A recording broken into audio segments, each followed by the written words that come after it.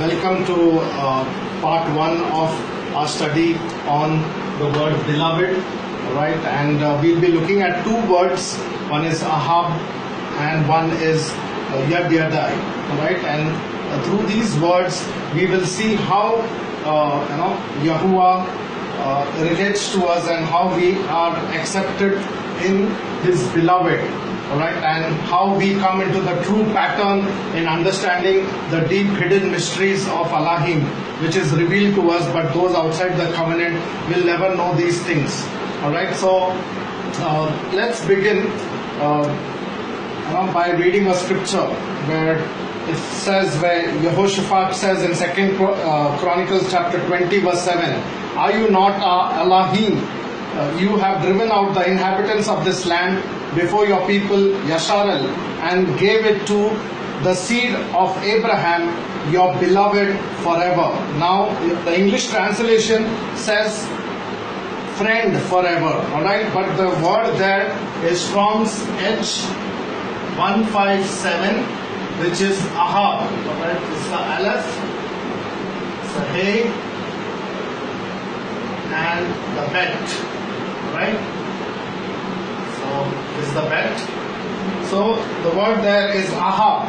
Even if you see in the New Testament where James talks in James chapter 2 verses 23, and the scripture was fulfilled which says, "And Abraham believed Elohim, and it was reckoned to him as righteousness, and he was called," the English translation says, "friend of Elohim." But the word there is Ahab, which means the beloved of Elohim. So this is the first word that we are looking at. Now the English translation beloved or friend or whatever word that they have used, alright, does not reveal the deep hidden emanations which are hidden in the Abari language. The Abari language is so beautiful. When we look at these words deeply, alright, we will be able to see who is the beloved and how we are related to Elohim in the beloved, alright. So the English translation, when you read it without going back to the Hebrew, you will only come to a shallow understanding saying, oh, beloved means somebody who is loved, alright. But when you look at the Abari language, you will see that the word Ahab, alright, is spelled as Aleph, Hey and Bet, and it has the root word Ab, right? Ab means father, right? And it has got the root word Hub, alright? So if you see H1890, alright, the word Hub, it says Habab, alright?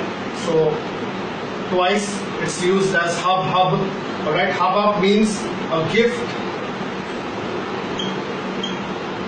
or offering, right? So Habab means a gift or offering. So this word is used in Hosea chapter 8 verses 13, which says, "As for my offerings," which is Habab, "they slaughter flesh and they eat. Yahuwah shall not accept them. Now does he remember their crookedness and punish their sins. Let them return to Mitzrayim." Alright, there is one more word which is Yahab, which is H3051, alright, which is the Yod, A, and the Bet. Alright, Yahab.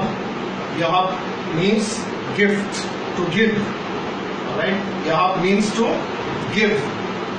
Now, if you read John chapter 3 verses 16, it says, "For Elohim so loved the world that he gave his only begotten Son, that whosoever shall believe in him shall not perish but shall have everlasting life." But I encourage each and everyone watching this video, please look up this verse in Abari. In the Abari translation, it's beautiful, and it's translated as "for Elohim abundantly." The word there is Rabbah, right? The word is Rabbah, which is H7235, which means abundant. And the English translation is so diluted, it translates this word as so. For Elohim so loved the world. Alright? But the word there is Rabba, and the word there, so loved, the word for loved is Ahab. Alright? But if you look up John 3:16, alright, it says Ahaba Ahab. It says Ahaba Ahab, which means lovingly loved.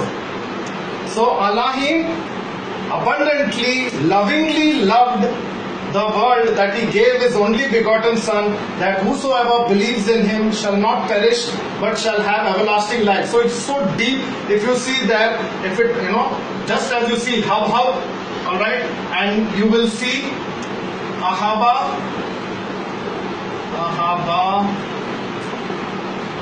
Ahab, right? Ahab means lovingly loved.